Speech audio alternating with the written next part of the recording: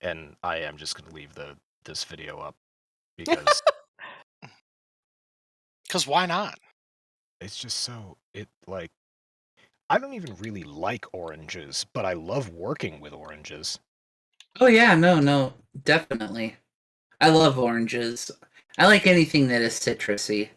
Although, technically, I like grapefruit more than I like actual oranges. I suppose I do like the citrus stuff too. But normally only when it's packed with artificial preservatives and covered in sugar. Yes, this is a very unnatural experience. Yes. Oh, Yeah. kiwi. Oh, kiwi. Yeah, that's so cute. Oh, God.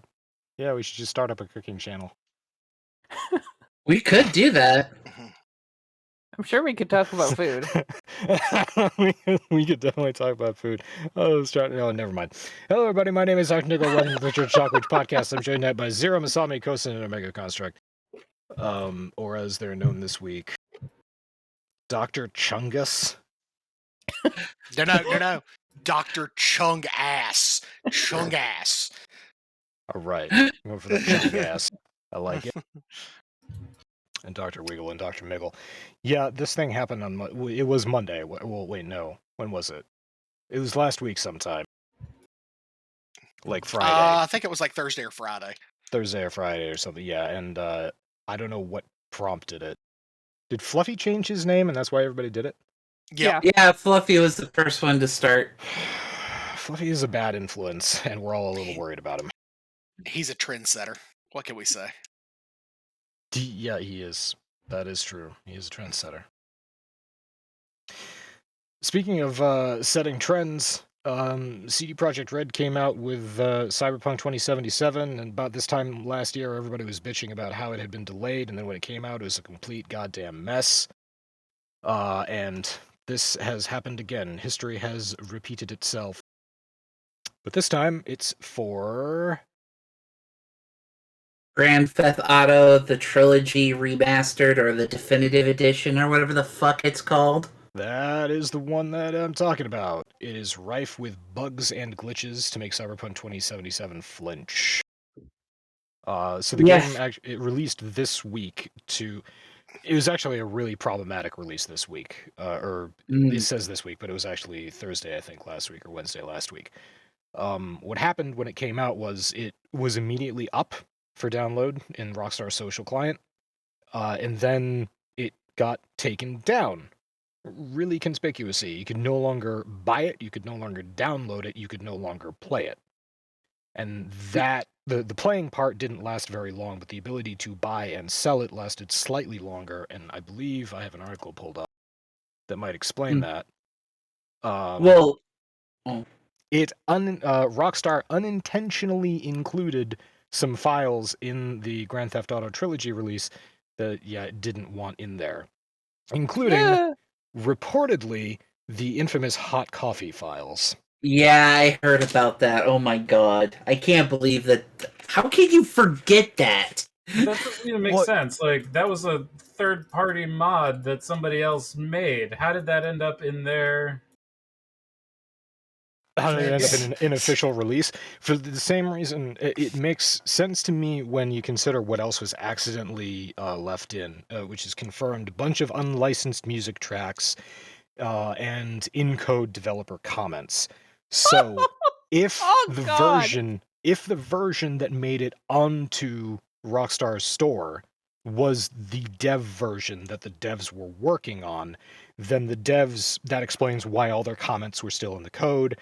That might explain why there are some unlicensed video tracks music tracks, because they were listening to that shit while they were beta testing the game. And it could explain why there's hot coffee in there, because they just wanted to include that and they like it. Despite Rockstar's official stance, which is knock that shit off, it's our game. Yeah. Well, there's also, didn't they also, like, if I remember correctly, they didn't even get a lot of the licensing for a lot of their music that they had when they initially released the game. They didn't even get a lot of those licenses back. So there's actually a crap ton of music that is missing from the trilogy now that used to be there, but now is not because, well, the music industry is just about as greedy as the fucking gaming industry. I mean, no, it's a pretty simple agreement that like you license the music for X amount of time, and once that time passes, you either need to relicense it or you no longer get to use it. So, I mean, the ridiculous thing here is this is nothing on the music industry. There's certainly plenty of room to complain and shit on the music industry, but this is nothing but Rockstar just being super lazy, dropping the ball on like it's not the first time they've lost music in game because the rights expired without them renewing it. That is correct. Skludge brought that up.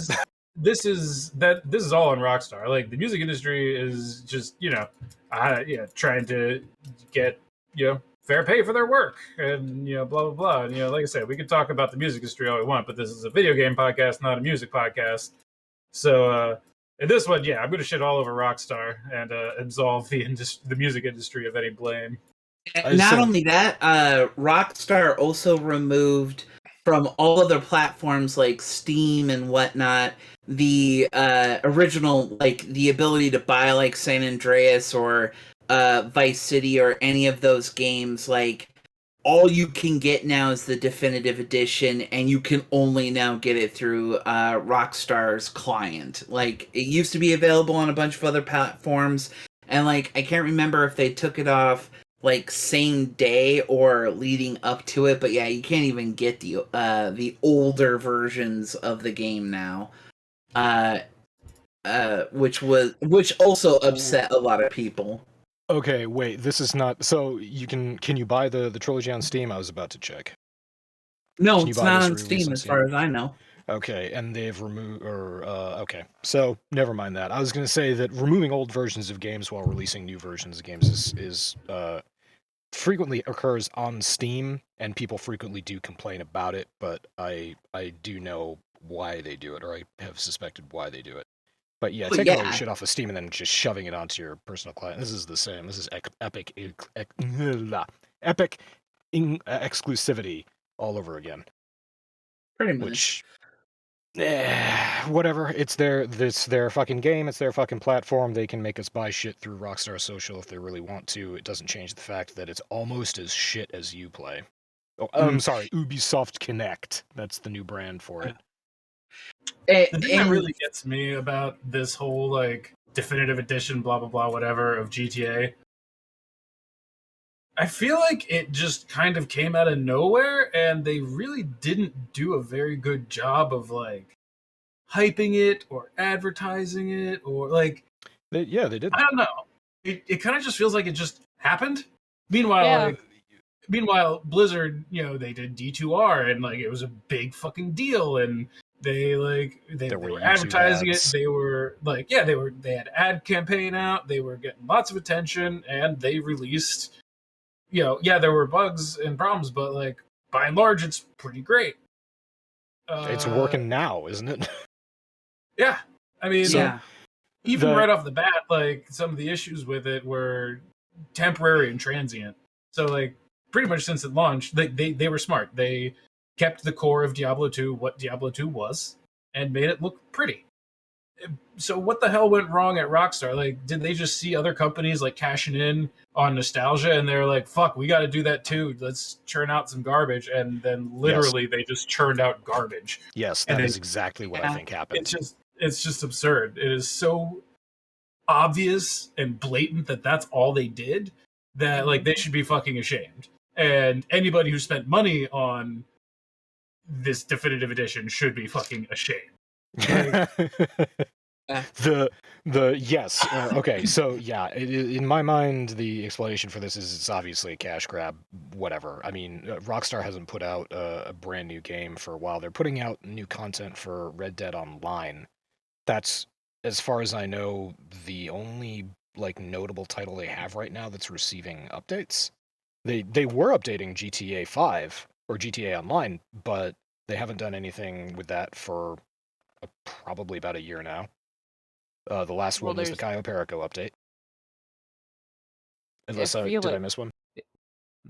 No, and as far as I know, it's just It feels like that's such an old game that they've got so much into it that it's hard to find something new and fancy and, Well, that was the attention surprise. grabbing. Yeah, that's the surprise when Caio Perico came out, because that was the attitude, and then they came up with something Yeah. that was brand new, and it got people back into playing it. But it should be said that they came out with Caio Perico on the tail end of, I think, a full year of the Yeah. largest amount of profit that GTA Online had ever made. Right. For Yeah, it was a while like- ago. For So like I an might be 8-year-old remembering. game. I might be remembering wrong, but wasn't Caio Perico kind of like, I won't go so far to call it a surprise, but I think that was also a little bit under the radar before it launched, wasn't it? Yeah, it I was think so. it was a surprise, but that was the thing about it. I got a Steam notification for it. I got like, upcoming DLC, upcoming free expansion for GTA Online. I got notified about it through Steam. I'm pretty sure that I saw ads for it just on regular gaming websites like, GTA Online, on sale, check out new content, expected soon, all the rest of that crap. For the GTA trilogy, as you're talking about Omega, yeah, I saw nothing. The only reason I think any of us knew about it was because PC Gamer covered it in a few articles leading up to the release. Yeah, But that was all I ever saw of this happening. yeah, pretty much. And that's I think what caught me the most off guard is like that they just sort of tossed it out there with no fanfare, with no build up, and then seemingly they don't give a shit about it now that it's out. Yeah. Yeah. So Omega, you said something else, which is why D2R was good. They kept the core of Diablo 2 the same. They made things pretty. They, reinvented a few systems, but nothing major. Just small quality of life updates and all the rest of that. Grand Theft Auto, they kept the core gameplay the same, but in terms of making the game look pretty, no. Yeah, No. that was so bad. God, I saw I pulled up the Twitter record, so I'm just gonna scroll through before and after pictures of the old characters versus the new characters. The new game looks like a Chinese knockoff of The Sims. It is so awful. Oh my god, yeah. Like, there are aspects of the game that are literally unplayable, especially with the updated rain effects. Oh my god. Oh, the rain effects there's a lot of bad things, but when like some of the clips that I've seen of various places where it's currently raining in the scene, like, it's horrendous. Meanwhile, like, D2R looks like a brand new game. Yeah. Like, this game, I'm fucking playing it now, it is beautiful. And they did such a good job updating the graphics without changing any of the essential gameplay, that it's a wonder that, we've talked about this with many games, like, it'd be great if they did this kind of thing. But, like, I gotta say, there have been some back-end issues with Blizzard on D2R. I'm not going to deny that. They kept so true to the core of the game, they tried to launch it on the same back-end software and hardware that they fucking launched it on 20 years ago, and that was fucking dumb. Yeah. I'll be the first to admit that. But, like, in terms of the game itself, God, did they do such a good job of bringing this to a modern era that, like, Rockstar should just be nothing but ashamed and embarrassed for what they put out.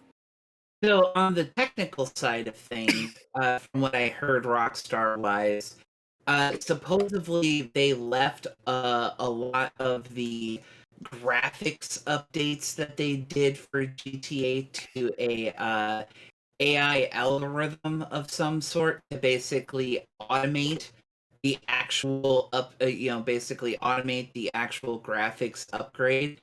And it's like the algorithm did such a bad job in some areas. Like, there are certain one of the things that GTA has always been famous for is like certain shops that you go to, and like the names and like catchphrases are like certain like play on words or jokes and whatever the shit like that.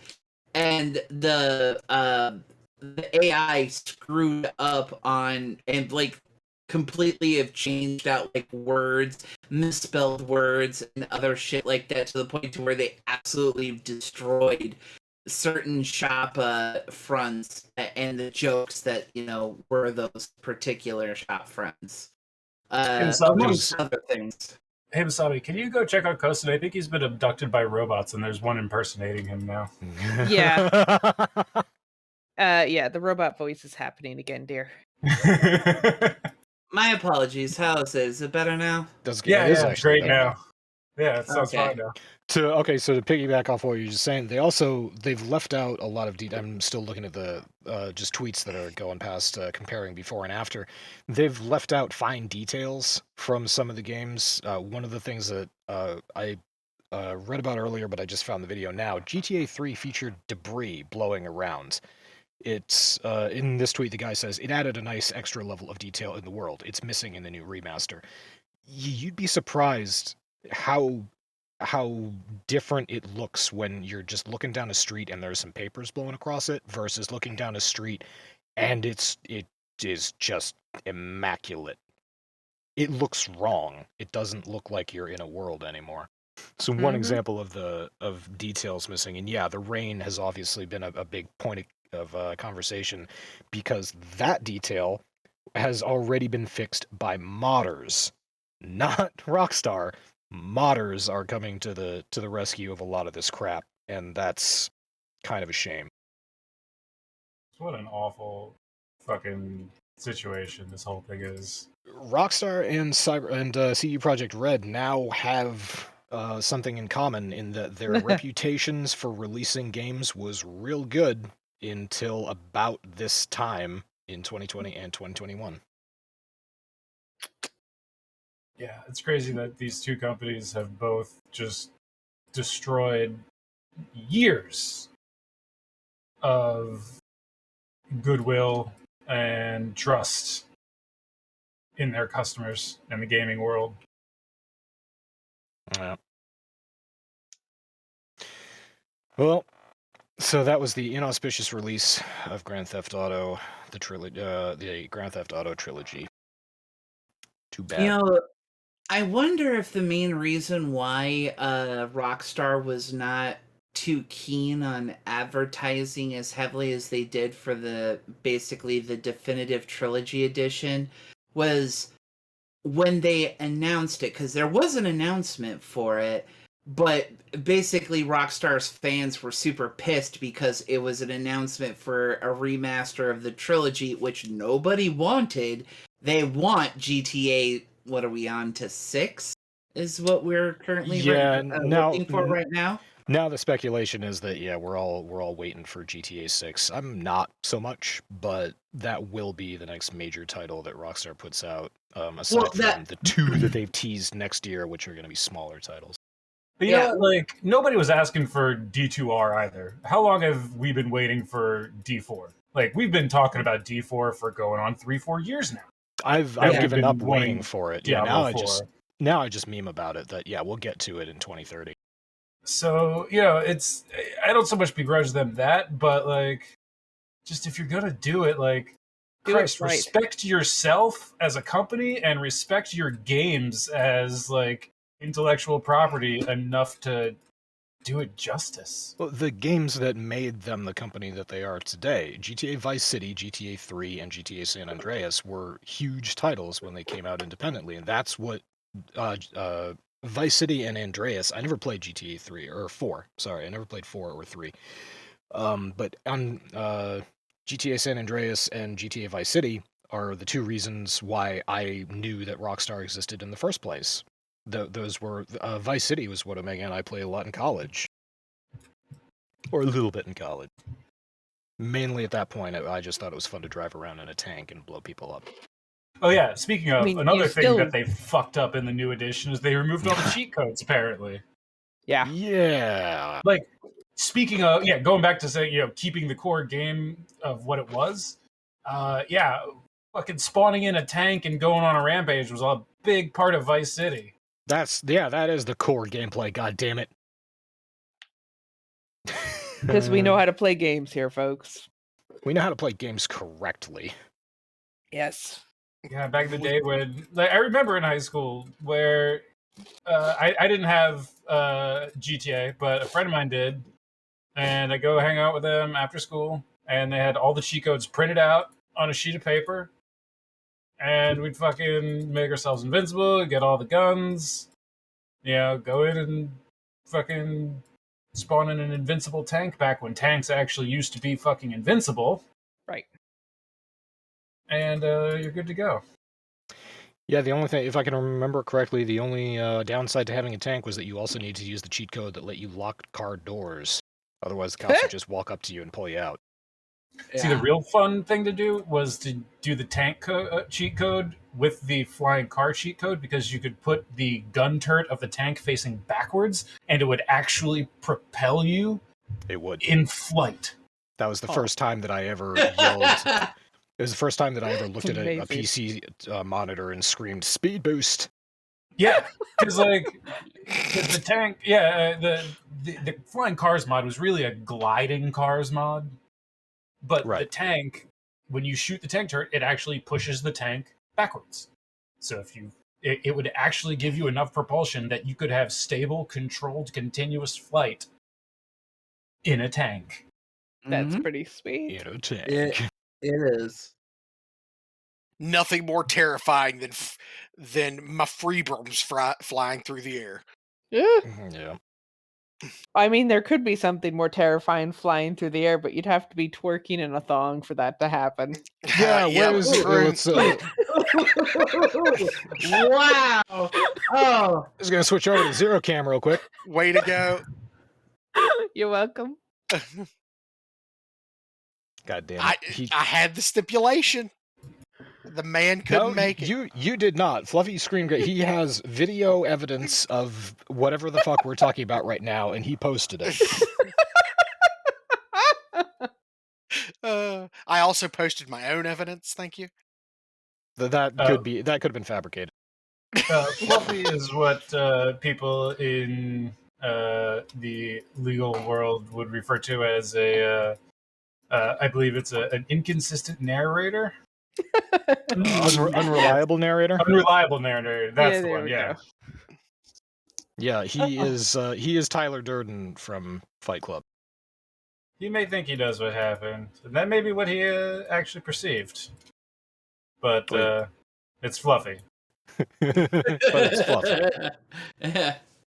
Yeah, Actually- I was about to say, Fluffy has always kind of struck me as an unreliable narrator. I was actually trying to. It's not Tyler Durden from Fight Club. I was trying to think about what the main character's name is, but he doesn't have one. He's just called the narrator. That I is a didn't deep actually cut know right that. there. You are correct. Because he is. No spoilers. Yeah. If you haven't seen Fight Club, go out and watch Fight Club. If you haven't read Fight Club, it's a fast read. It's not a really intimidating book, and it's super cool. flies It takes by. longer to watch the movie than it does to read the fucking book, practically. Not wrong. Yeah, Chuck Palahniuk was very considerate. Hey, It's a good Doc. book. I'm not knocking it. I'm just saying it's fucking short. Hey, Yeah. Doc, I want to have your abortion. Oh. Oh.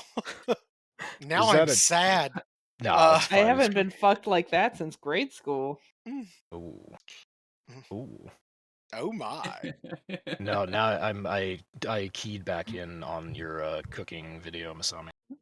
They're making they're making Chinese how should I put presidents. this? How should I put I was gonna say, well, No, they're making Aw. little teddy bear cakes. Yeah, they're making Those- Chinese presidents. Winnie they the Pooh. kind of Winnie the Pooh. well, there goes our Chinese viewership. Fuck 'em, we lost them like 12 months ago when I started making Winnie the Pooh jokes. Also, haven't I been believe allowed I've been on the internet in a long time. I've been quoted on this podcast many times as saying Taiwan #1. Yeah, I mean, true. Taiwan the best. Taiwan Hey, I #1 and support- Hong Kong #1. Though, you ever want to piss people in China off? Yeah, those two things. Simple. Or the people in the NBA. Amazingly enough, they do not like people speaking out against China. Well, you Can't know, lose or- can't lose that cash flow. Mhm. Oh, so speaking of companies that are disappointing their fan base, have you guys talked about Elden Ring yet? No, and it's not on the schedule, but a friend of mine, or our Omega and I's Romanian friend, talked to me about it earlier in the week. He wants to give it a shot, but I told him that Amazon is still in the... Okay, so how does this work? Is Amazon still in the middle of trying to take out the pay-to-win mechanics? Or have they just said, fuck it, and we're just going to lie? For Elden Ring? Because that's Is that what the one I I'm was thinking talking about? No, you're thinking about New World. No, New World. The one that's coming after New World. I have no idea what's coming after New World. It's got a fucking weird-ass name. It was originally an Asian game, and they're adapting it for the U.S. market. Korean MMO. Oh, wait, isn't that the one that Fluffy, like, lost his shit on? Wait, I thought No, that was called Lost something Ark. else. It's called Lost Ark. Elden Ring is something different. It's the one. It's a Korean MMORPG, and it's the one that Leetness brought up in chat, and Fluffy pointed out that it was pay to win, and that's how we got into the Amazon discussion. Yeah, so not Elden Ring. Okay. Not Elden Ring. Okay. So what is happening with Elden Ring? Yes, what is happening with Elden Ring? So, From Software is going to be releasing their first open world Souls-like game, Elden Ring, that is written with basically the head writer, director of From Software, and George R.R. Martin. Looks like it's going to from the initial press releases, the game sounded like it was going to be, a step beyond what normally From Software has done with their previous games. It was expected by the fan base that because it was going to be an open world game, that many elements that From Software has used both in the Demon Souls, Dark Souls, Bloodborne, and Sekiro, they were going to take various mechanics from each game, kind of blend it together, and then go from, and then we were going to get this open world game. So we're talking about a game that is very close to what people would describe as a Dark Souls type of game. Exactly. So, first things first, we just got some gameplay footage. I think it was about a week or two ago. And now, this is my biased opinion because I am a From Software fanboy. I think it's absolutely gorgeous. I think it's going to be a great game, and I'm going to hit that when it comes out in February. However, it should be noted that graphics-wise, it is barely a step above what is currently displayed in Bloodborne and Dark Souls 3, and pales in comparison to the Demon Souls remake that was done by Blue Earth. Like, graphics-wise, like, it doesn't even compare to what a remastered product looks like. It's still very artistically gorgeous, and the world is expansive, feels immersive, and it's going to be good in that regards. But there is that. Some people were really hoping that this game was going to take advantage of the next-gen graphics of what's currently coming out card-wise, because this is going to be both on the PC as well as also PlayStation 5. And currently, right now, it looks like it's, like I said, it's barely going to be better than Bloodborne or Dark Souls 3, which is their best-looking games without the remastered Demon Souls. Now, biggest... Okay, you want to say the biggest problem?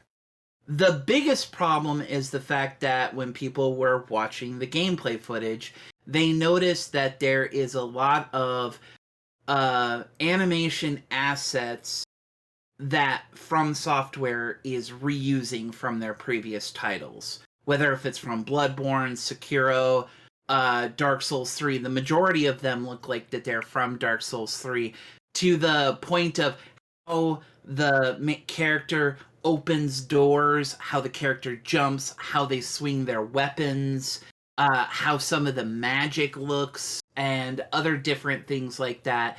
And the biggest complaint is the fact of that From Software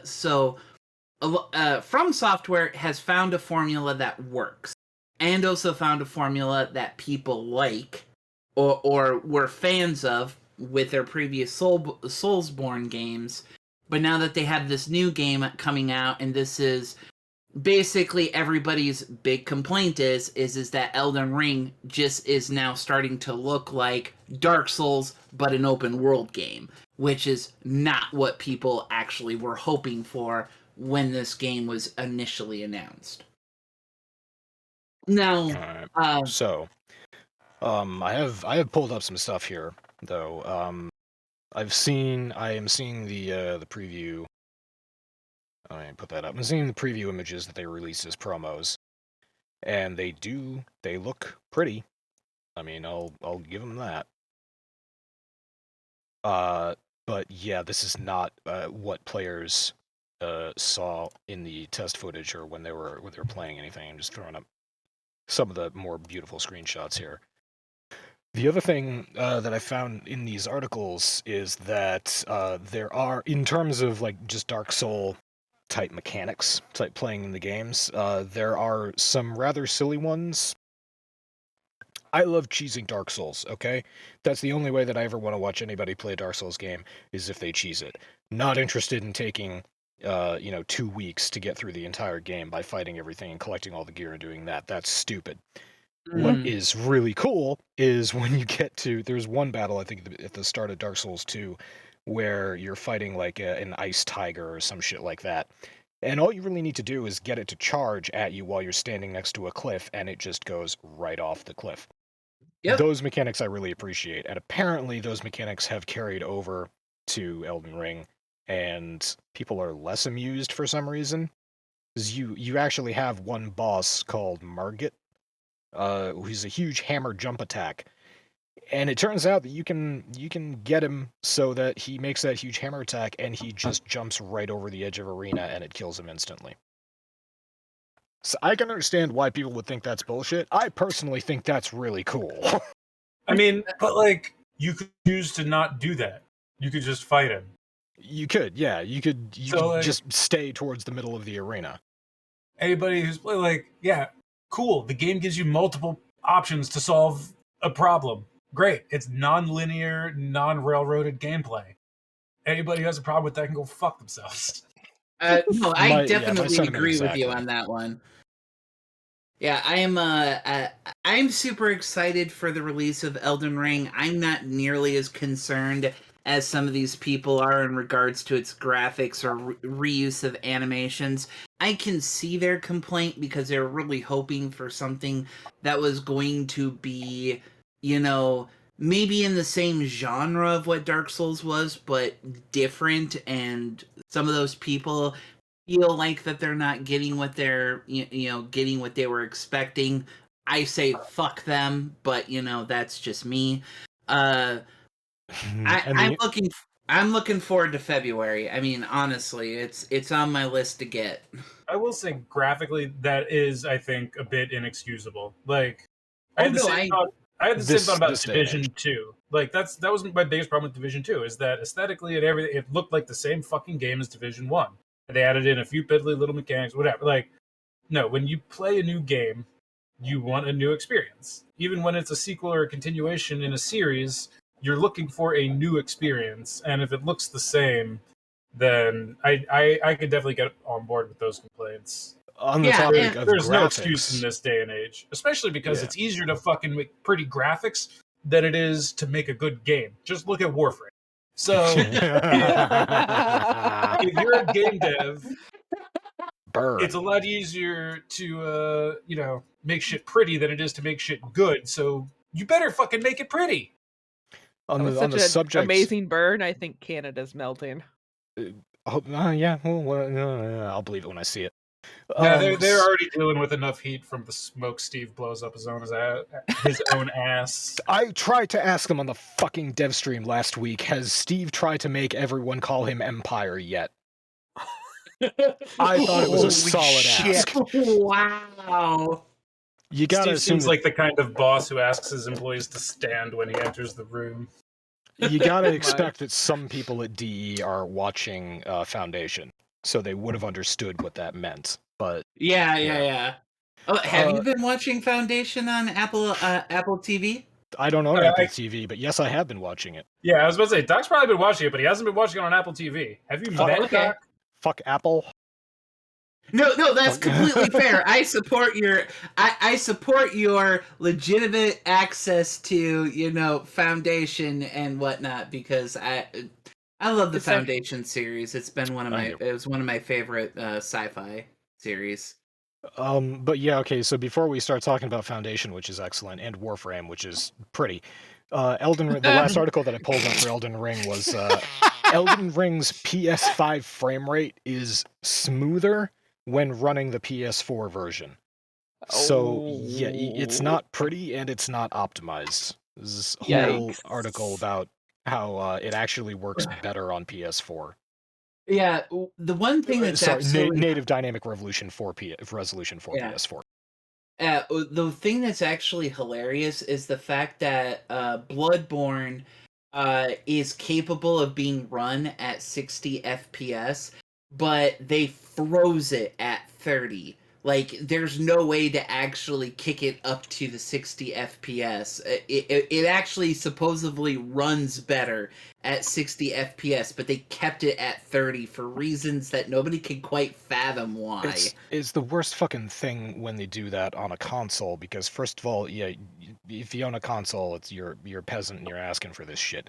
But they've done that on PC games. They have also done that, but on PC we have config files in our documents that we can go and we can change. So I we're remember smart people. doing that. I remember doing that for a game. I think Omega actually told me to do it. I forget what game we were playing at the time. But go into your config and change the field that says 30 to 60 because the game will actually run better. And Nice. yeah, I don't know why devs sometimes do that, especially when you get I can't believe that when they're performance testing in-house, they don't have these problems, unless they're using like 5 machines that are all identical, which is the stupidest way to playtest anything. So I don't get that logic. Eventually, because most of From Software's games are currently on PC, with the exception of Bloodborne. It's the one I'm actually currently waiting for to be eventually released so that I can get that game again, because Bloodborne is my absolute favorite. But with that, I'm hoping that when they port it over to PC, that it'll have the actual 60 FPS, so that that game will run smooth like butter. Let me put it this way: he's played enough Bloodborne that I know its soundtrack pretty much by heart, and I've never played an hour or less. It's a good soundtrack. It is a good soundtrack. I mean, it's great.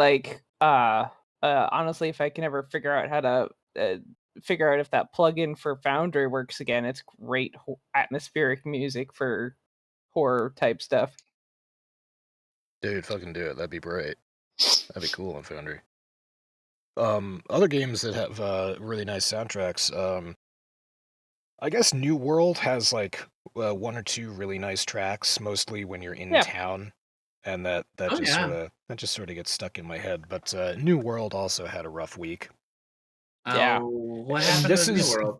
This is either Amazon disappointing its customers or its customers just disappointing Amazon Game Studios.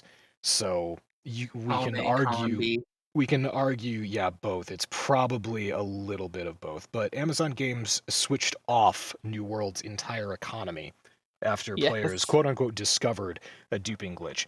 It wasn't after players discovered it. It was after players discovered it, reported it, nothing was done, and then players just brought it out in the open and was like, okay, if Amazon isn't going to do anything about this, we're going to do something about it. So what I imagined happened here, first of all, it's a duping glitch. Just like the gold duping glitch when they introduced server transfer, this is an item duping glitch that requires very little setup. And there are ways, or sorry, there are places that you can go, including the game's official forums until about a day ago, where you could learn exactly how to do this. You obviously don't want to do it because Amazon has been very clear about if you get caught using this exploit, action will be taken against you. But when I read this and the time window that's allocated to it, which is about 2 weeks, I imagine that what happened was players discovered this and reported it. They didn't get any responses back to their reports, and maybe 3 or 4 days went by, maybe 5 days, and being that they were just so fucking obsessed with this game that they had nothing else to put their attention to, they decided that they were being ignored and that they would really show Amazon by teaching everybody how to dupe things. And Amazon's response was, okay, we were working on it, but now that everybody knows about it, we're just going to shut shit down until we figure this out. So that's one scenario I imagined in my mind. Another one was that Amazon just didn't bother.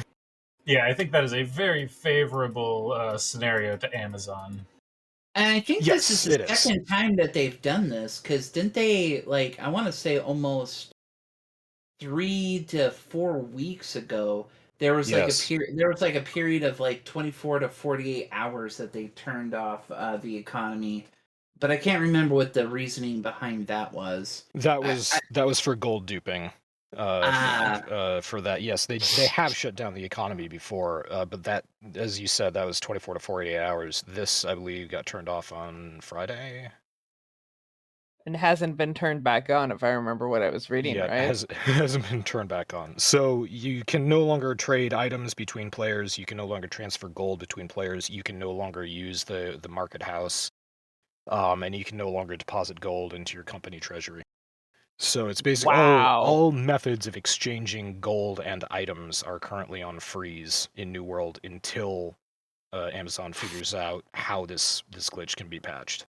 I was thinking about booting up the game, but I guess not. I mean, I'm still gonna boot it. It's been a week, so all my bonus XP That's is true. maxed out again. So I'm just Yeah. gonna. But I don't do any trading or anything like that right now. I'm just running That's around true. mining iron and making steel and crafting weapons. That's it. Fair. The game has had kind of a rough reception with these bugs, but I think that people are blowing a lot of this out of proportion. It is a Yeah. very complicated MMO, and there are going to be glitches or duping glitches, and there are going to be problems along those lines.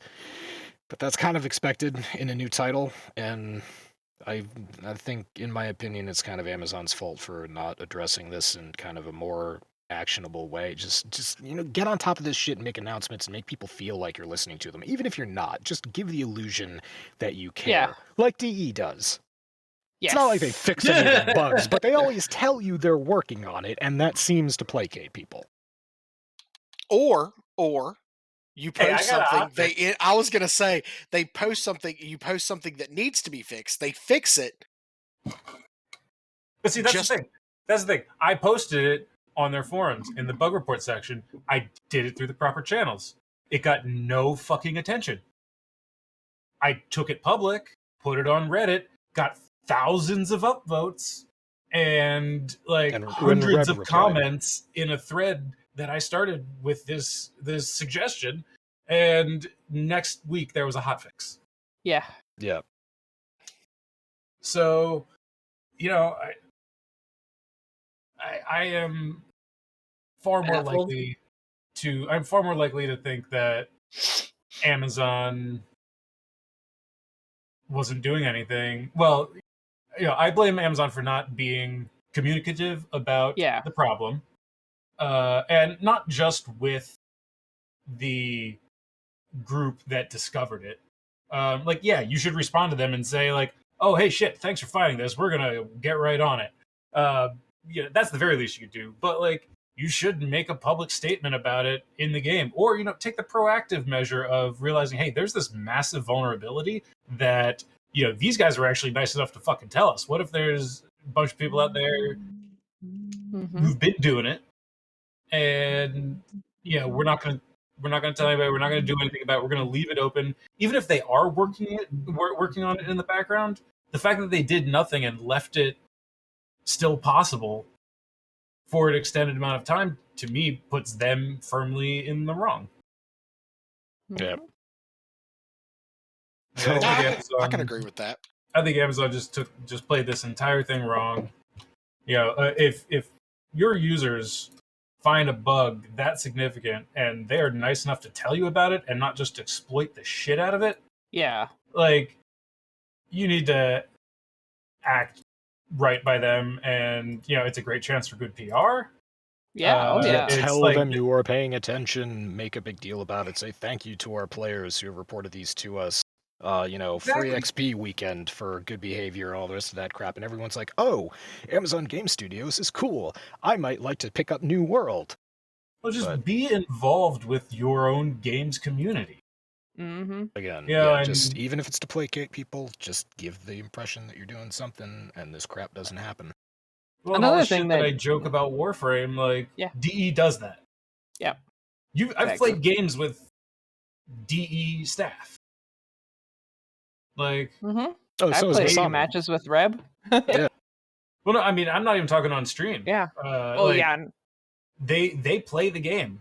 they do. There are DE staff members that just fucking play the game, and yeah, it's cool. But see, I think this is also part of the problem with this being an Amazon game, because Amazon is a massive fucking company. It is a faceless conglomerate. So Mhm. what do you think is what do you think happens with DE when something is brought to their attention? Somebody in their PR department or their community engagement department, whatever, they walk down the hallway to somebody and say, "Oh, hey, this thing came up. We should discuss it. What's going on at Amazon?" Their PR department is probably staffed by Indians or Bangladeshis. But By- it's by Amazon. They are Pakistanis, a yeah. worldwide corporation. I'm not making a racist joke. I'm saying, like, legitimately, Yeah, the the biggest. people responding to bug reports for this game are probably some call center or some just generic customer service department that's part of the Amazon infrastructure. Oh hell yeah! That's probably a part of the reason why this happened the way it did. It's Probably so. I think that's a big part of it. That's what happens when you have this mega conglomerate Mhm. trying to do what it's done in every other industry, which is observe long enough to do market research and then try to make shitty knockoffs to put the other companies out of business. And Bids for quick profit never go well. Yeah. What the fuck? but see, here's the thing: Amazon, it has gone well for them. Yeah. They're the Bezos is the richest guy in This- the world. Oh, One I of the thought you were richest talking guys in the about. world. I thought you were just talking about Amazon Game Studios. This is their most successful release to date. Oh no, but I'm talking about Amazon as a company and the way that they operate and Yeah. what Amazon Game Studios is. Mhm. That is Amazon doing what they've done with every other industry, is just trying to take it over for themselves. It doesn't Like- always work in certain cases, but yeah. Like, why the hell does Amazon need to be making video games? They don't. I'm sorry. How dare you speak ill of the properties of capitalism, of our tenets of capitalism? More Oh no, money. I'm not. Hey, good for them. They can do what they want. I'm just saying it's ridiculous. But this is the Yeah. result: is you have a international mega conglomerate company pretending to be a video game studio, and this is what happens when that's the case. Yes. When you have a mega corporation pretending like it's a video game developer, you have no communication with your community. You have bugs like this getting ignored. That's Well- exactly what you're going to get. And I agree with you 110%, Omega, when you say that, okay, somebody said something, fix your shit, and maybe you won't have this problem. But it's one of those things where, there are so many companies out there who do the same exact fucking thing.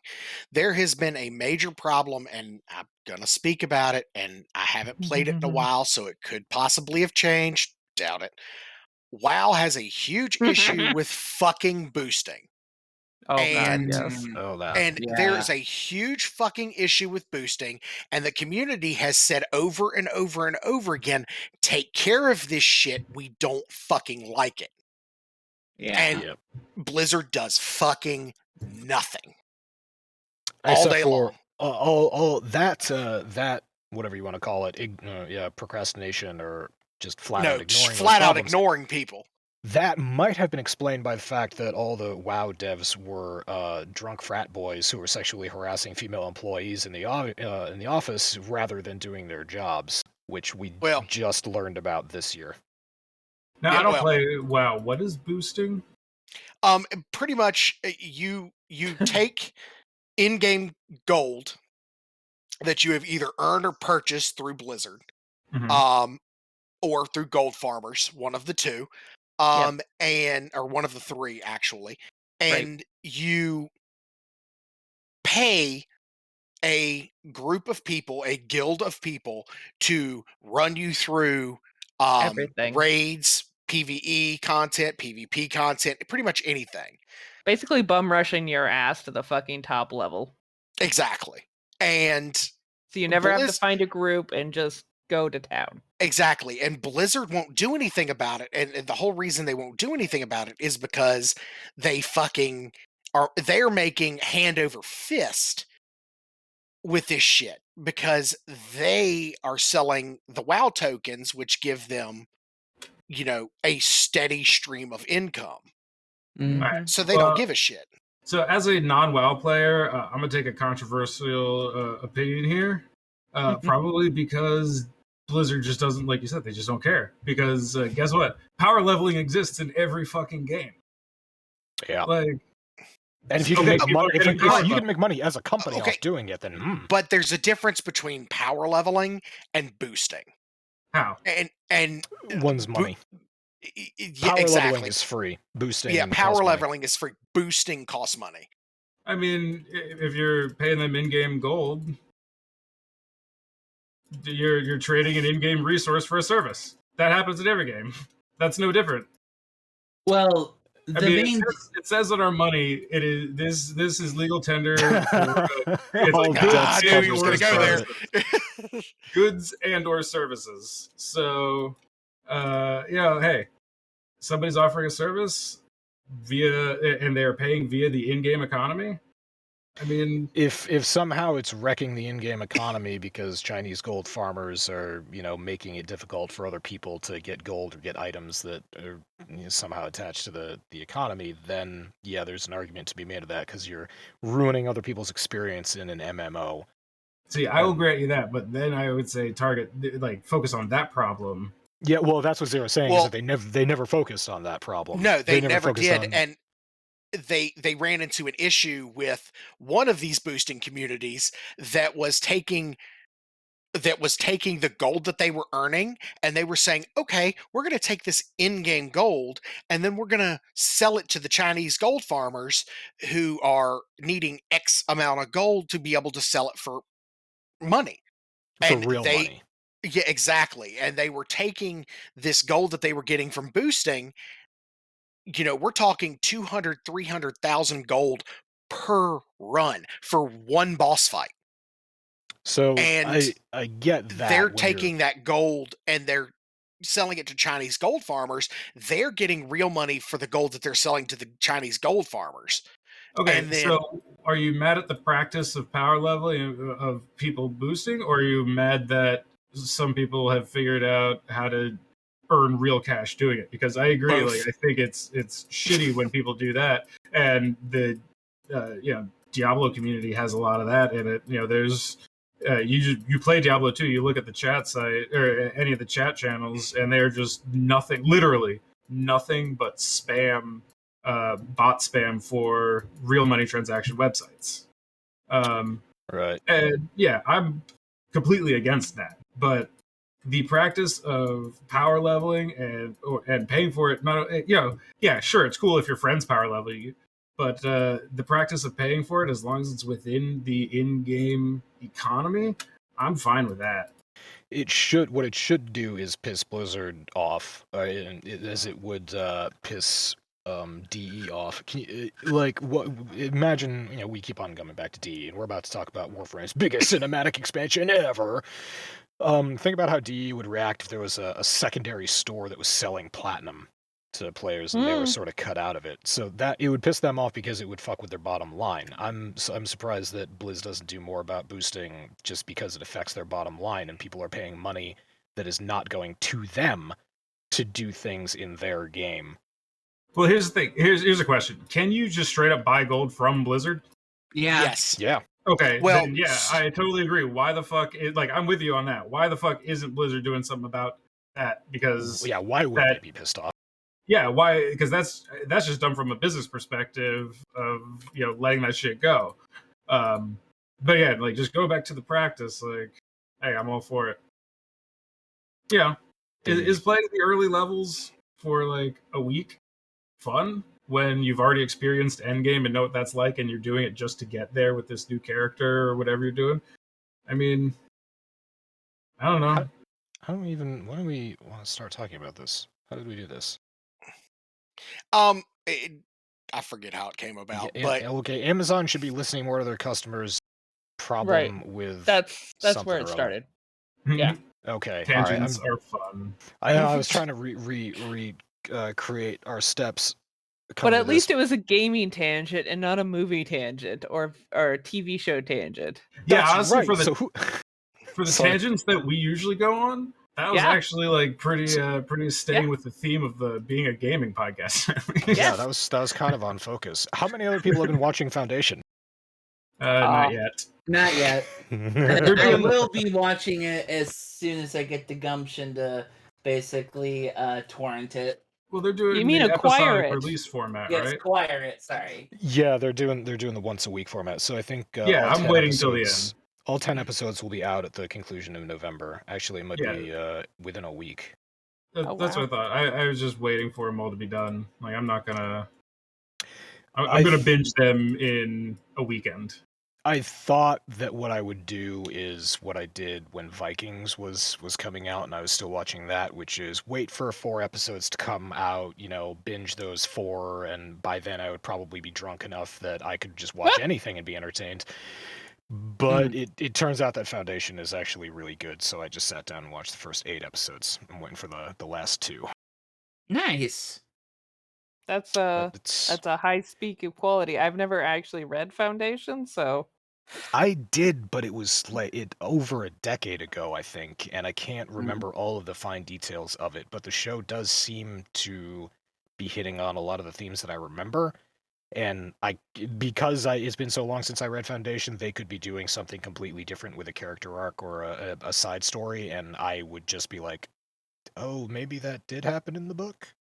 Well, so how are they doing it? Is like season 1 going to be book 1, season 2, book 2, that kind of thing?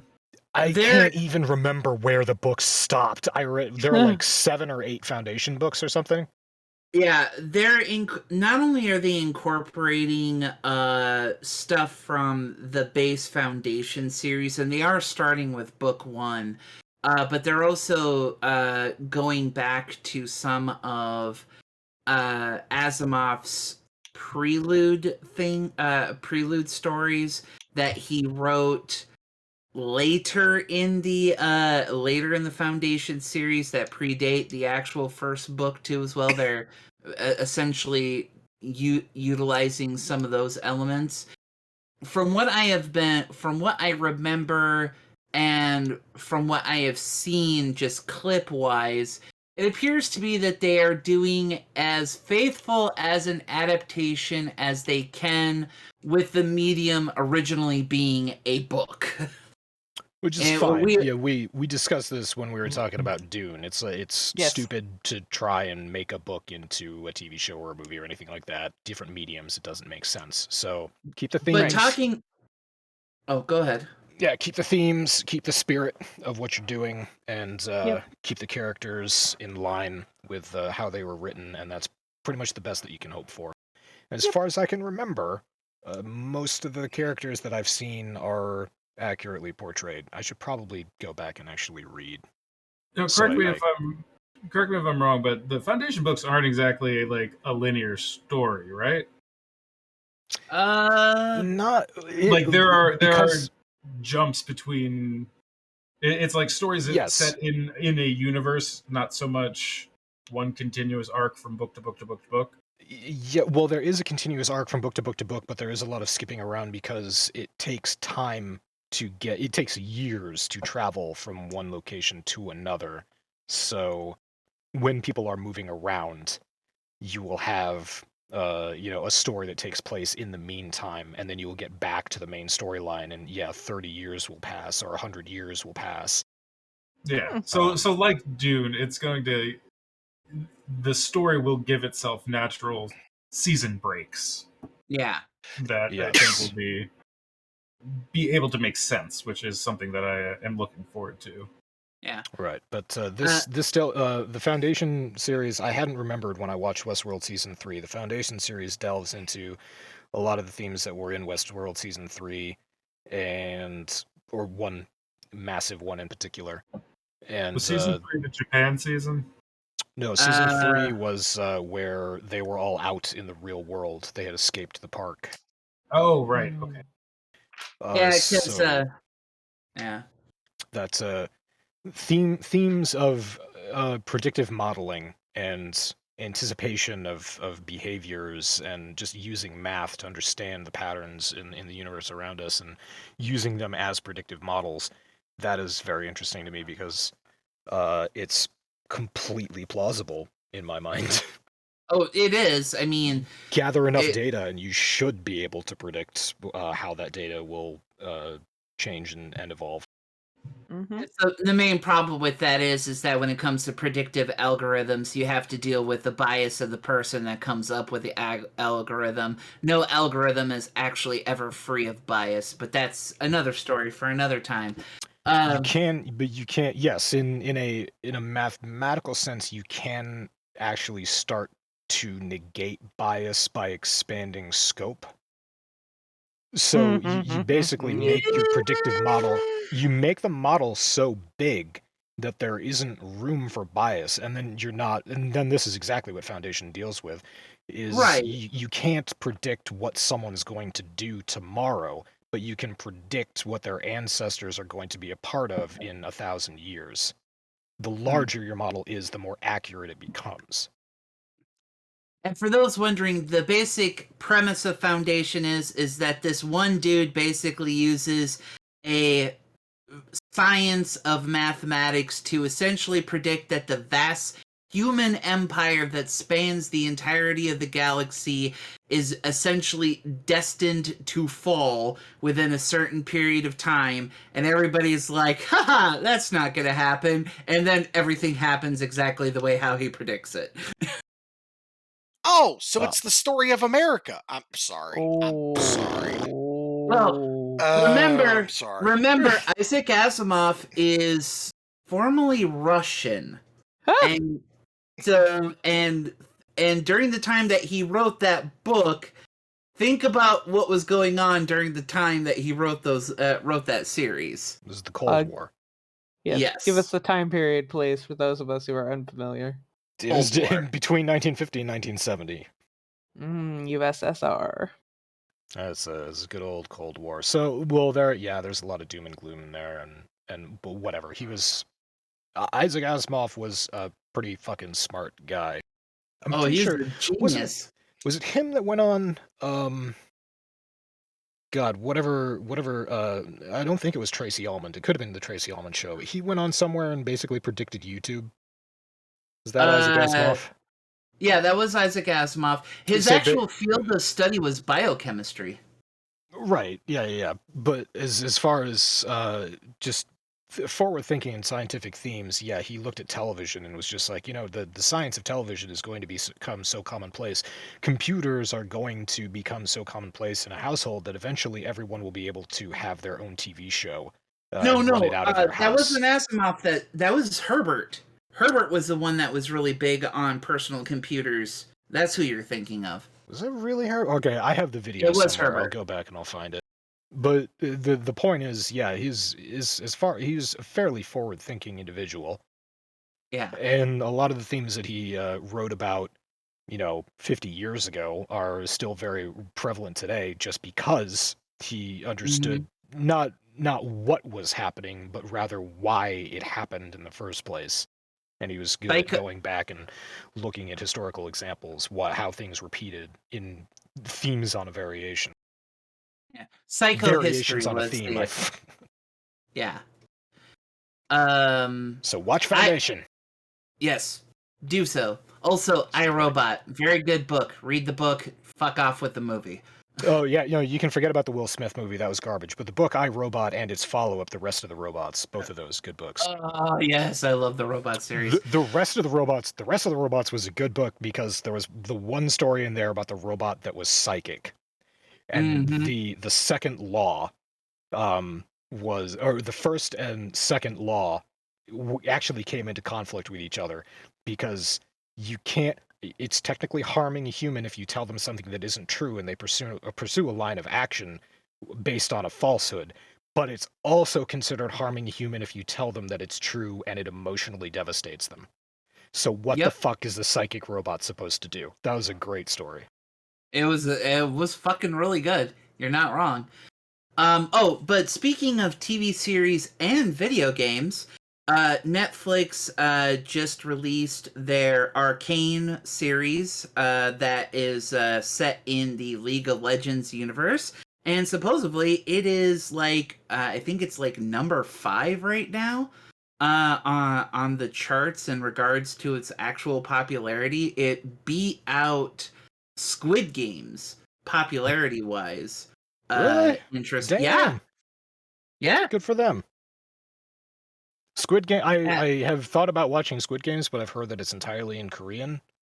I'm not sure if there's an English dub or if I'm just gonna have to read. There is an English dub, but if you're gonna watch it, just watch the fucking subtitles. It'll be better. Oh, shut up with your subtitle elitism. I hate that bullshit. I don't have Watch a it problem. however you feel like watching it. However that's right. you want to watch it how you enjoy it best. Omega and I saw dubbed Samurai Champloo before I ever saw the original in Japanese Samurai Champloo, and that was Omega and I still fucking love that cartoon. Hold up. I think you do too. I will admit that when it comes to certain anime, that the dub is better than the actual sub. For instance, Full Metal Alchemist, way better dubbed than actually subbed. Samurai Champloo, way better dubbed than subbed. Fucking Cowboy Bebop is the exact same way, better dubbed than subbed. Oh, I was going to talk about that. I enjoyed the Ghost in the Shell movie dubbed because that's how I first watched it. The 1995 one, that was it was much easier for me to get through that dubbed than it was reading that. Maybe because the subtitles weren't the best on that movie. I rented that in VHS from my local video store because I was stuck in my small ass hometown, and that was literally the only access I had to that.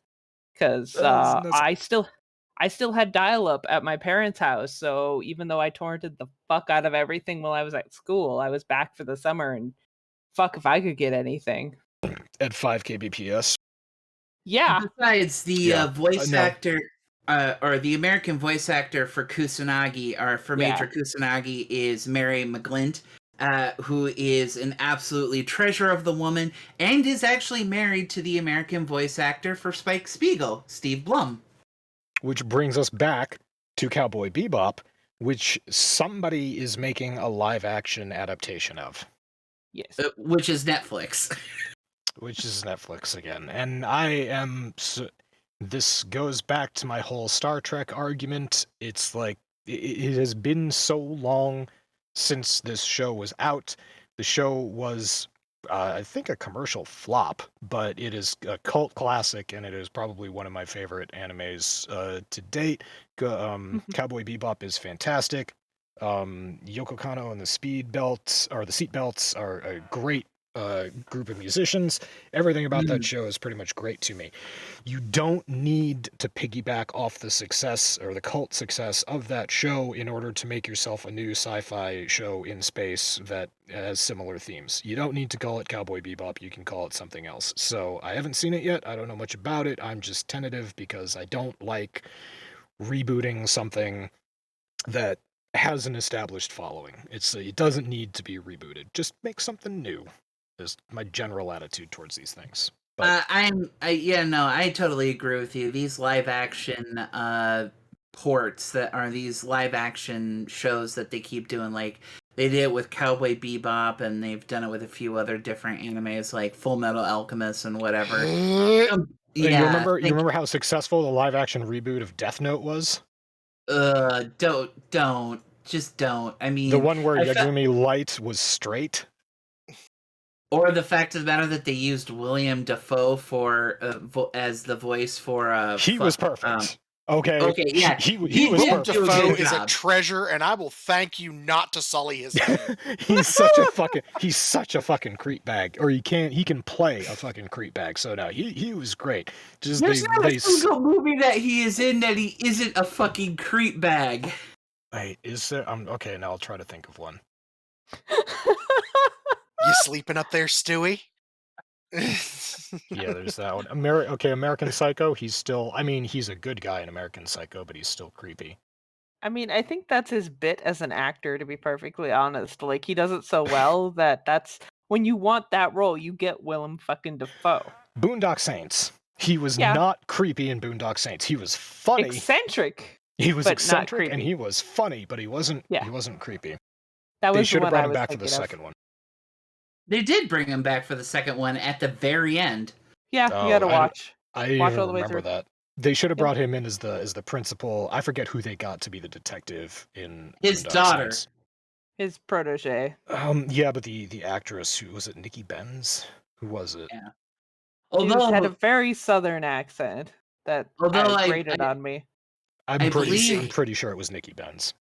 I believe Masami posted something recently about the fact that we They're might making actually. a third one. There's no might. They are. That's. I am excited. I hope they do a good job. If She they should- don't, I'm She pretty drew out sure that R.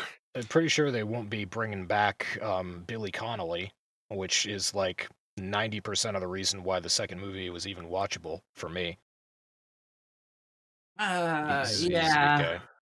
yeah. Same thing. All right, Boondock Saints, cult classic, all the rest of that. You don't really need a third one, do you? Just move on to the next shtick.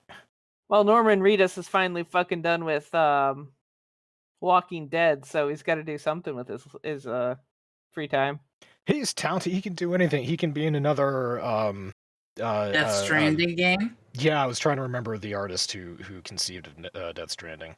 Hideo Kojima. Kojima, that's the one. Yeah, he can work for Kojima for the rest of his life, as far as I'm concerned. The two make. That a is great true. pair. Kojima absolutely fucking loves him. And nails the character. If I don't know if he was thinking about Norman Reedus when he made Death Stranding and was putting that story together, but Norman's kind of perfect for that.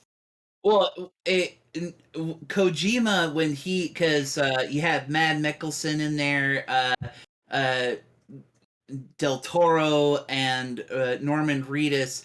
I mean, like, those parts were specifically written for those people. Kojima admitted it as such. Good. Okay. Well, then he's nailed it. He's a good idea of Norman.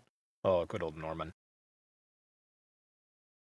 Interestingly enough, for those that have played Cyberpunk 2077, you can actually see Kojima in character in one of the first act of Cyberpunk 2077. There is a hotel that you go to called Kempeki Plaza, and basically in the bar area, you can find Kojima, his full character model there, talking about basically making movies or basically creating what they call brain dances in the Cyberpunk universe, talking to a bunch of people, and then if you try to go up there and talk to him, he basically is like, he doesn't want to hear your ideas and just kind of brushes you off, like Kojima would do.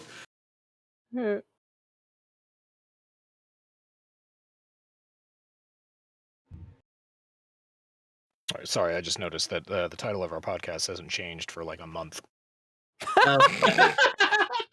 I really don't give a shit about Twitch, do I?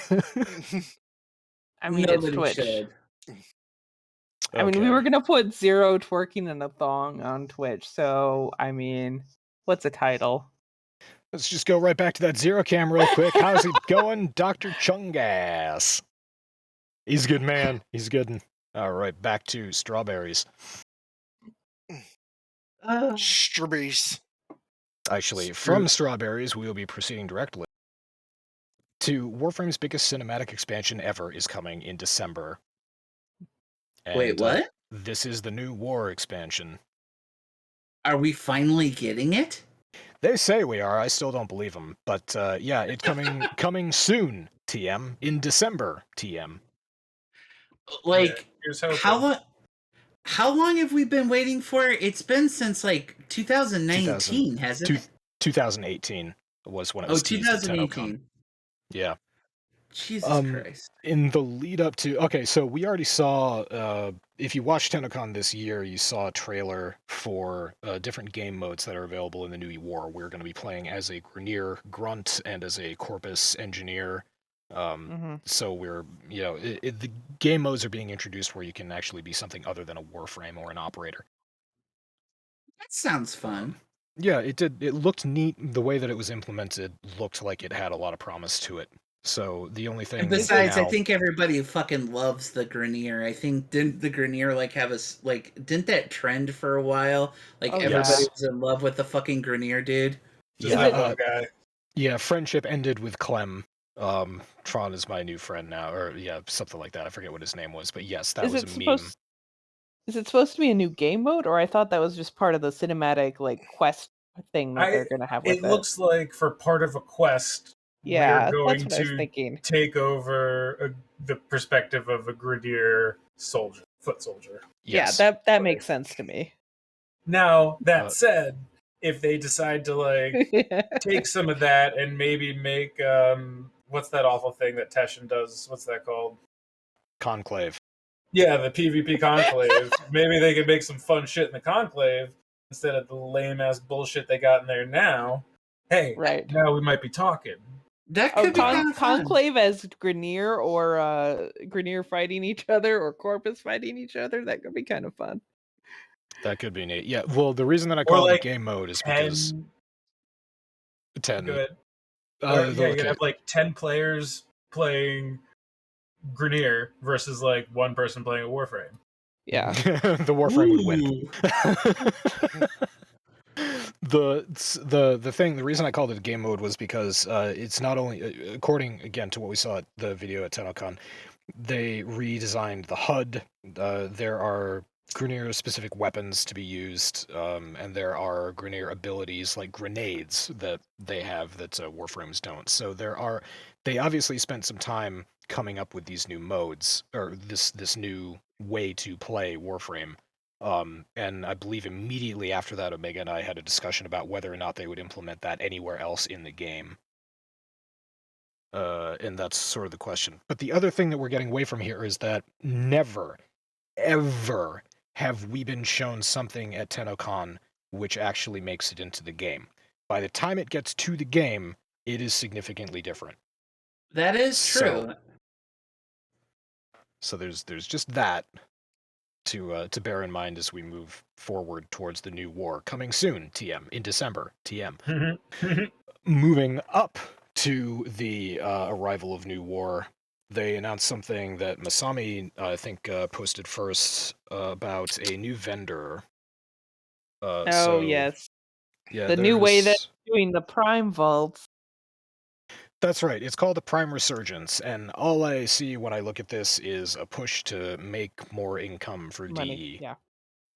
So basically what this is wherever, in the Void or in bounty missions in the open world, you now have a chance of acquiring a new currency called Aya. You use Aya to buy vaulted warframes and prime weapons and prime glitter and things like that. So this is all starting November 16th, which will be Tuesday when this podcast is available. And it's basically a push for people to get new prime warframes that they haven't been able to get because they've been vaulted or too expensive. And theoretically, I suppose you could get all this for free if you really grind it out, but I'm not 100% on the system because you collect Aya, but that's not the same as Regal Aya, and you need Regal Aya to buy things. So is there a refinement process of some sort? Basically, from what I got of, like, reading it actually linked to the page on the Warframe website. So, you when you earn normal Aya, you can trade it in for relics that you then have to crack normally in the normal process. Gotcha. The Regal Okay. Aya are only available if you pay DE money for like, shit, who's the new Warframe right now, or who's the new Yeah. Prime right now? Nidus. Like Nidus. Nidus. So like if you buy the Nidus Prime thing, that they do, you will include that Regal Aya, and then you don't have to spend your normal Aya to crack the relics. You use the Regal Aya to just buy the fucking parts. So done. is glitter, are Cyandanas and patches and glitter and all that, is that still locked behind money? That part I'm not too sure about. It didn't really address that. So Because that shit does not come in relics. It never has before. Yeah. You've never been able to get a Cyandana on a relic. No, I don't but know if I mean, maybe it'll be available for Aya. Like, yeah, maybe it'll be available in the shop for Aya. That would make sense. Like with all the other vendors in the game, like it'll be a weekly rotation where they'll have have a few pieces of Prime attachments or whatever, and you could spend regular Aya to buy them, just like you can get shit with Steel Essence or insert one of the many fucking resources that game has you collect for that purpose. Basically, from what I saw, and they already kind of have the schedule out, is this is like a temporary, like over the holidays sort of thing. And like, if you can imagine, like each Prime Warframe with all of the shit that released with it, and there's obviously 2 of them. Basically, there's 2 Prime Warframes, all of their shit that are going to be in these shops, and they will rotate out. They already have the schedule on that article. They do, yeah. So the schedule is at the bottom here. Mag Prime and Nova Prime are out first, and then we basically rotate through. Yeah, it's like every 2 weeks or something. Yeah, November 16th to the 23rd, the 23rd to the 30th, the 30th to the 7th. Yeah, it's no, that's a week. Every week. Every week. So they want you in the game grinding shit or buying shit. That is a huge, huge, huge profit push. But one thing Doc and I were talking about is how this might destabilize the economy. But the fact that each one's only around for a week, and they're kind of, I think it might be a little bit forcing players to kind of pick what they want. Yeah. And to target that, and you might save up for 2 weeks because that's why they release the schedule ahead of time. Oh, I need that Warframe. It might be a little bit too difficult for somebody to grind out enough of this shit that they can actually do damage to the economy, Right. Yeah. And like the Regal Aya, you only get that if you pay DE money outright for other stuff. So. Yes. Let's see, January 11th and 18th will be, so you'll have 2 weeks here to get content from weeks 1 to 4 and weeks 5 to 8. At the very end of this push, they'll be offering everything half at a time, plus Rhino Prime and Nyx Prime. So I wouldn't be adverse to just grinding a whole lot of Aya and saving it for Rhino Prime relics, because traditionally he's one of the most valuable on this list. There are a couple Warframes that are coming back, which I have not seen out for a long time. Vauban is one of them. Has he I haven't seen been Vauban. out? He has, yeah. I have Vauban Prime, but I got him from a clanmate ages ago. And, yeah, me too. Like I was given Vauban Prime parts. I don't know if he's been brought back since we played. Yeah, not since we started playing in 2018. I've not seen Vauban back. Ridiculous, because there are subprimes that have been back multiple times. Ember had a couple cycles through. She did, and the other one that's on this list that we have talked about before is Loki. He is also not been Loki Prime is actually. What's crazy about Loki is that like he was locked since before we started playing as well, and then they just fucking gave one away for free to everybody. Yeah. Yeah, demand for him went down because it was TennoCon, right? You just watched for a certain period of time and you got a viewer Loki reward, Prime drop. So and the other one, Valkyr also has come back once since we started playing, but her relics I think are now permanently available in the Void or in Railjack. Yeah. And the rest of these, I know Vault has come back. I don't. Oberon was just available forever.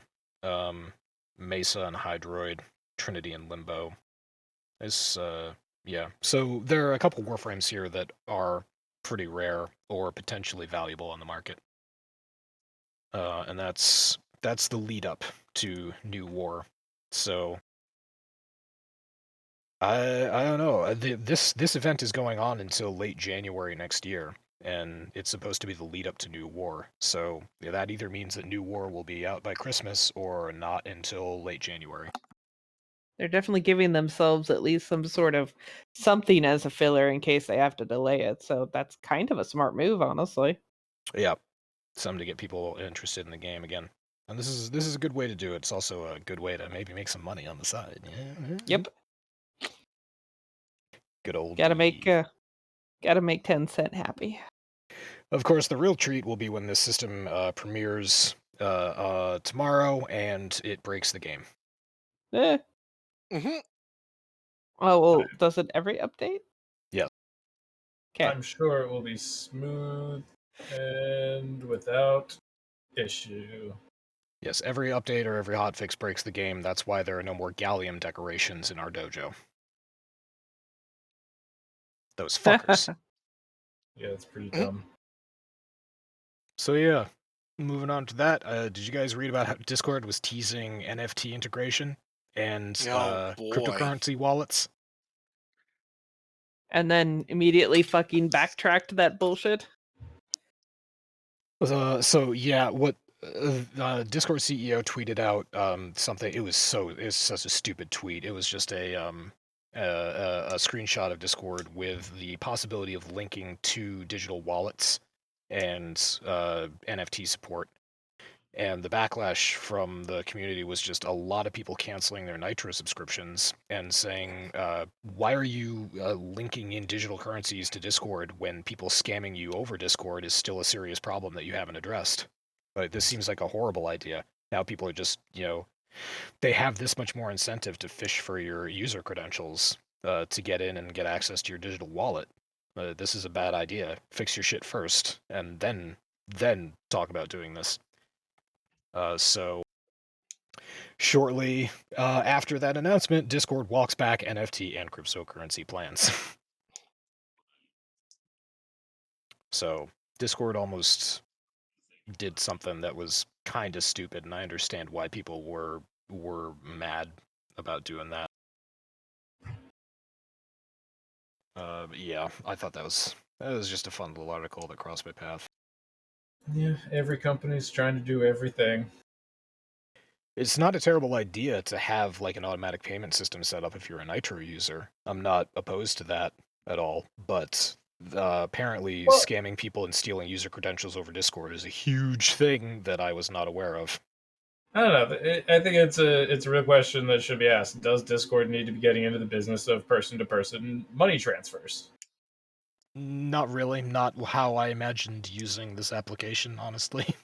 Yeah, that's not at all what I think its function should be. And I think that's kind of what the user base was responding to when they were like telling them that this is dumb. Yeah, this is not.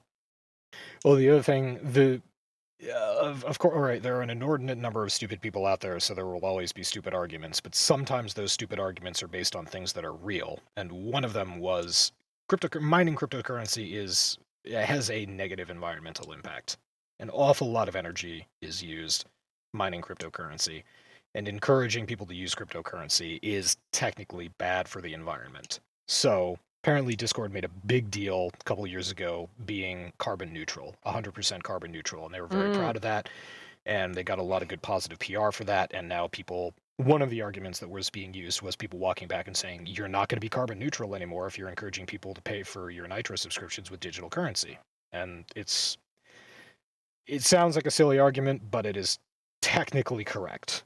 The best kind of correct. I do have to admit that is a hilarious argument. Mm-hmm. Yeah. You know, I have heard that statistic a lot, and I've never really thought about this before. You know, we always hear about how much energy crypto uses. How much energy do computers in general use, and how much of a percentage of that is crypto? That I think is a more interesting thing to note than just like when you hear just a flat amount of energy that it is using. That's that's a stat without context. Yes, it is. I know that there are studies that have tried to articulate like the number of watts used per transaction, because that on a small scale something like that can be measured. I don't know of anything that's larger than that, but it probably exists, right? I don't know, the last I heard some article or another that was fear-mongering about it said like crypto uses as much energy as like whatever third world South American nation. It was something like that. It was like what the hell does that even mean? What does that even mean? I saw the article. Yeah, no, Kosen, I saw the article that you just popped up about Bitcoin mining consuming 0.5% of all electricity globally. There was that seems low to me, but that's because early this week I also read an article about how there's a cryptocurrency mining operation going out of New Jersey that is using over half of the power generated by a natural gas power plant that was started up specifically because this cryptocurrency operation needed that amount of energy. And as a comparison, to kind of answer your question a little bit, or just to kind of give you an idea, Omega, the amount of electricity that is consumed through Bitcoin mining is 7 times greater than what the entirety of Google's services actually consumes. Okay, that's pretty absurd. Yeah, that's nuts. And it is the other thing that would be interesting but probably difficult to quantify would be total total cryptocurrency power usage, just because there are so many different cryptocurrencies at this point. Yeah. And I think it would be difficult to get them all to cooperate to run some scientific experiments on what they're doing, especially if they don't want negative attention. Well, some of them are actually being branded as more eco-friendly in that they use less computing power per, Yeah, there are some, or whatever the fuck however you want to describe it. Sure. Yeah, when it comes down to it, yes, cryptocurrency and the amount of energy that is consumed being bad for the environment and all that other kind of stuff is definitely something that should be considered. But honestly, it's just a fucking elaborate pyramid scheme. You don't even have to focus on the environmental factor of it. It's a goddamn pyramid scheme.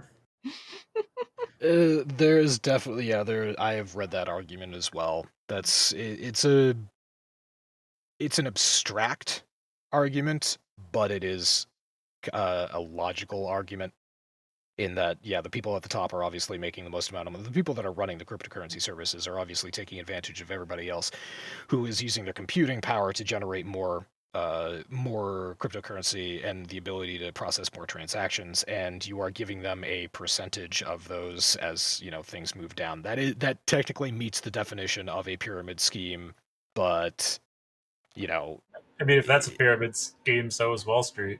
Yeah, exactly. It's in that vein where it's like, if you really want to go after people for that, you're gonna open up a whole can of worms. Remember, I'm your resident socialist who hates capitalism. The only reason the government and the traditional financial sector are skeptical and questioning of crypto is because it's directly threatening and mimicking what they do in a way that they can't control. Exactly. Right. And they're terrified of it. Same reason why gambling is technically illegal in my state, but there is a state-run lottery. And it's worth also noting here, as I say that it is also, crypto is also just as bullshit and made up as the rest of our economy. There hasn't been a silver standard since post-World War, since the Korean War, as last time our money was actually worth a thing. And then Nixon we haven't came been along alive. We haven't been alive. No, we haven't. Yeah, since the paper standard. Yeah. Yeah. Came into effect before any of us were born. We're not real.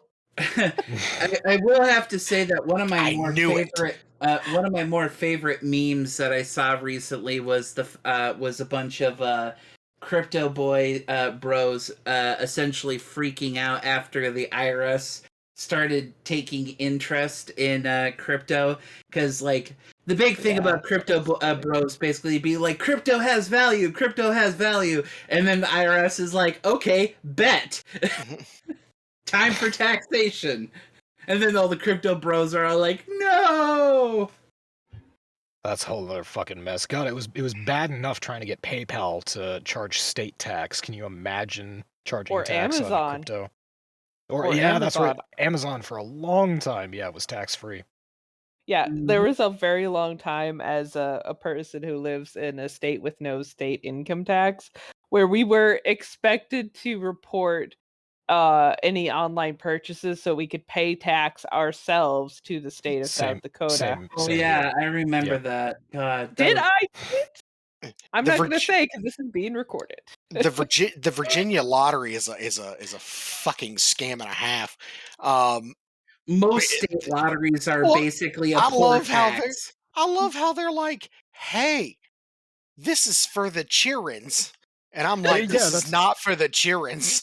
That's right. All the money that's spent on the state lottery goes into the educational fund of the state, which is used to pay people and not buy school supplies. Yep. Pretty much. That's why your administrators are making hundreds of thousands of dollars a year. It should also be pointed out that Massachusetts is notorious for political corruption. I just want to throw that in there. No, you don't say. Oh my god, it's so much fun watching people get kicked out of office every 2 years. I will say that, like, way back in the day, when I used to play Magic the Gathering with my mother was also a really big Magic the Gathering fan. We used to do card flopping, where basically we would, buy up boxes of Magic, and then we would sell all of the rares and the more expensive cards that would come out with each set, make a profit based off of the speculation of the usefulness of the cards and whatnot. And most of that selling was done online. And then back in the day when they didn't have like taxes and crap like that, that actually, that income had to be reported in addition to whatever income it was that my mother and I were making on top of whatever jobs that were at that point in time, so that we would be taxed on that, because the amount of income that you can make selling Magic the Gathering cards is actually can be kind of profitable, mind you, if you have the startup capital to sink into, buying up a shit ton of cards to be able to pull it off. I just fast forward to modern day when people are doing the same thing with Pokemon cards. They do. Well, yeah. I was about to say, Magic cards... that still happens with Magic. Yeah. I know, it's still going on, all this shit. That's right. I didn't mean to imply that nobody cares about Magic anymore. There's a huge... Jesus Christ, let's go to Twitch's front page and see who's playing Magic the Gathering right now. A friend of ours, basically individual his girlfriend. Yeah, his girlfriend basically does is that. Nothing but a Magic card reseller. That's literally all she does. That's her full-time fucking job. Hey, and she makes enough money to pay her expenses. Yep. That's a great Hey, job. sweetie, you want to know where she got that idea from? You? My mom. Yeah, I figured. Yeah, they were friends. Occasionally your mom does have a good idea. I will give her that. Let Kosen, the record show. You want to resell Warhammer 40k statues with me? It depends. Are we going for the old pewter models, or are we going for the plastic ones? Because the plastic ones are expensive, but they're not worth shit. If we go for the old metal pewter models that they had, those are actually worth shit. We could do the pewter, but they get real pissed off at us in California.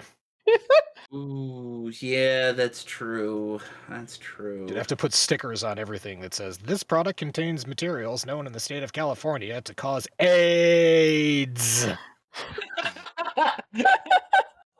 The problem is the dog is not kidding. I don't imagine that he ever is. This product Except when contains he materials names. known in the state of California to cause instant death. This Fucking product kill can you if give you you lick it. cancer.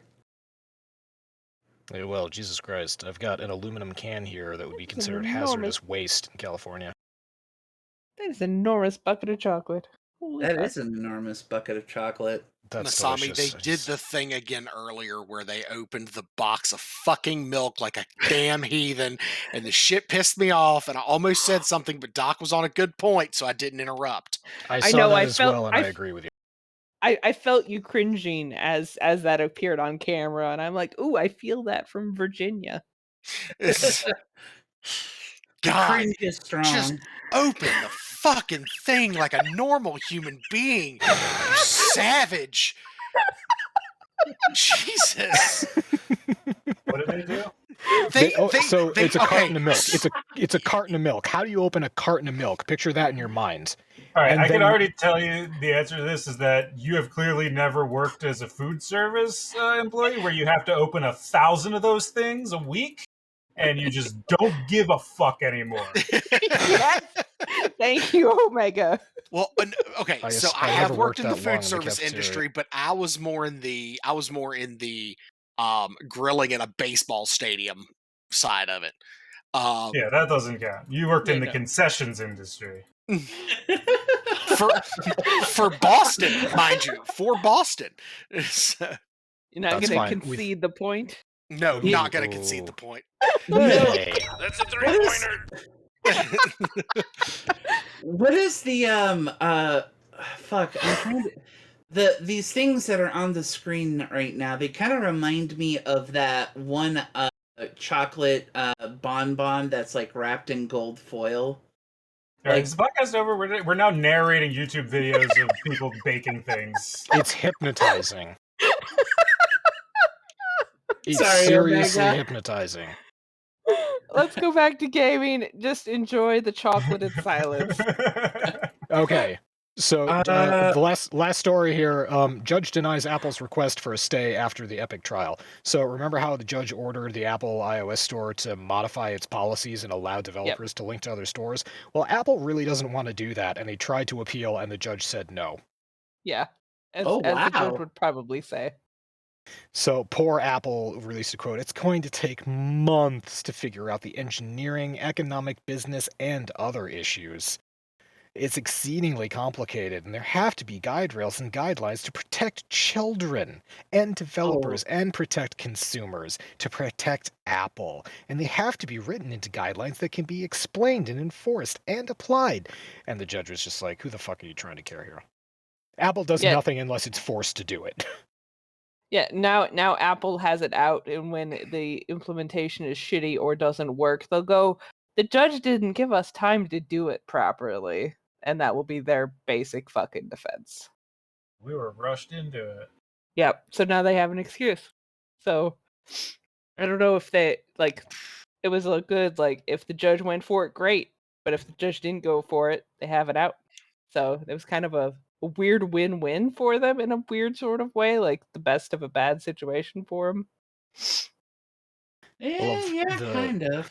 I love the judge's official statement. Quote, "You haven't asked for additional time. You've asked for an injunction, which would effectively take years. You asked for an across-the-board stay, which could take 3, 4, or 5 years. And since the ruling was first issued in September, Apple has until December 9th to comply. Period." With the assumption, the reading between the lines, if you just asked for more time, maybe I would have been fucking generous. But no, you fuckers are greedy, so fuck off. A stay. So whatever, yeah, that is the last of the articles. I actually went through headlines recently, and there's actually not a lot of video game stuff going on right now. Not a terrible lot.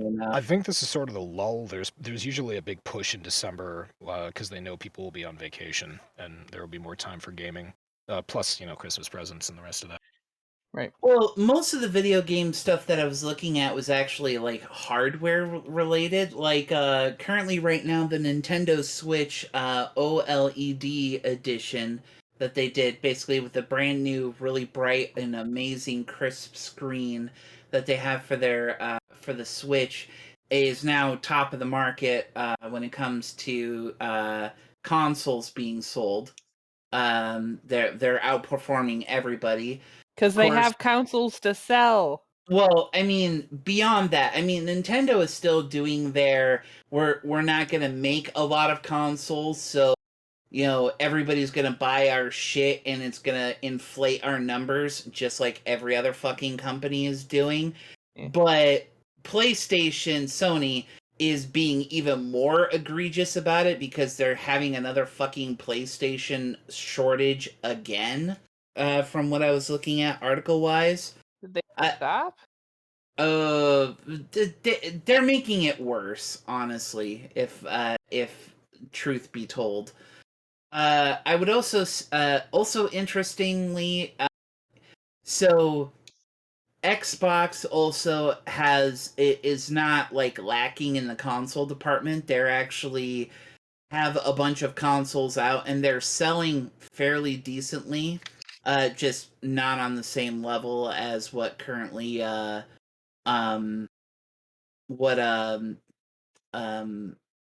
Nintendo currently is right now. But Xbox though is currently in hot water due to their most recent announcement, which Elder Scrolls 6 is going to be exclusively on Xbox and PC only. Yeah, I saw that article and I just moved right by it because I could give fuck all about ESO.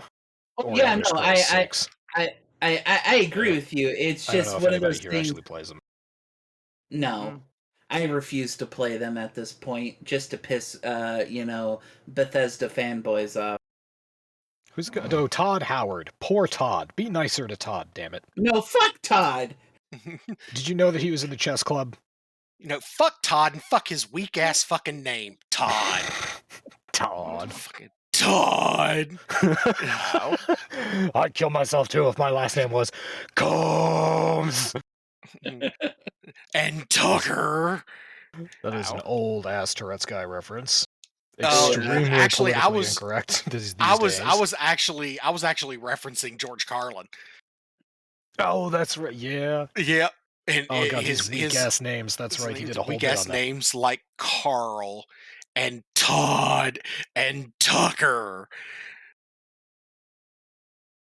I love it. Boy, if he was only alive for the Edward and Bella phase.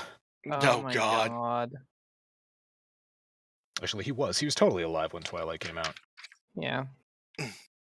Well, but he was still right. Anyway. Yeah. Good D&D game yesterday. Oh yeah, we did have a D&D game yesterday. Good D&D game yesterday. And we don't have another one for, 2 weeks? Correct. Yeah. And Discord now has events, so there's now a proper event for it. Yes. Oh. Yeah, they are adding new stuff. Alright, so... Yeah... Oh, geez, okay. We've been going for almost 2 hours. It's, Jesus Christ. It's time for the post show. Yeah. So, yeah. That's fair. There's candy to watch. Candy. There is. Jesus Christ.